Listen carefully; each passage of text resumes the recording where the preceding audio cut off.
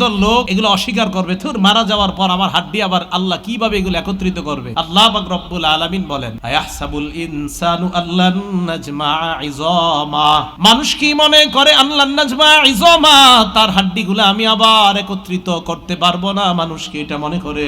দেখেন কি কয় আল্লাহ, বালা কাদিরিনা আলা আন নুসাউইয়া বানানা, আমি আল্লাহ ওই মানুষ যাদেরকে আমি আল্লাহ দুনিয়াতে যে আঙ্গুল দিলাম, আমি আঙ্গুলের মাথাগুলা আমি আল্লাহ বানাইতে সক্ষম। কথা বুঝছেন? আঙ্গুলের কথা কেন বলছে আল্লাহ? পুরো শরীর বাদ দিয়া। কিসের জবাবে? কয় মানুষ কি মনে করে আমি তার হাড্ডিগুলো আবার একত্রিত করতে পারবো না? তো আল্লাহ ডাইরেক্ট জবাব দিতে এইভাবে দিলেই হয়ে যায়, হ্যাঁ আমি পারবো, এটা আমার কাছে সহজ। এটা না বলে আল্লাহ বললেন আমি আঙ্গুল বানানো আমার কাছে ব্যাপার না। আঙ্গুলের কথা কেন বললেন? বানানা। কি বলছে? বানানা। এবার দেখেন, বলেন তো এটা দিয়ে আমরা কি দেই? ওনার সাথে আমারটা মিলবে? দুনিয়ার মধ্যে 1 কোটি মানুষের চেহারা যদি একরকম হয়, হাত যদি একরকম হয়, পা যদি একরকম হয়, বলেন আঙ্গুলের মাথার ছাপ মিলবে কিনা?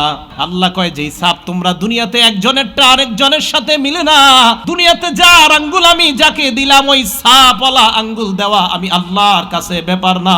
অতএব তুমি যারা দুনিয়ার মধ্যে 7-8 জন একত্রিত দেখলে একরকম দেখা যায়, তাদেরকে বানানো তো আমি আল্লাহর কাছে কোনো ব্যাপার না।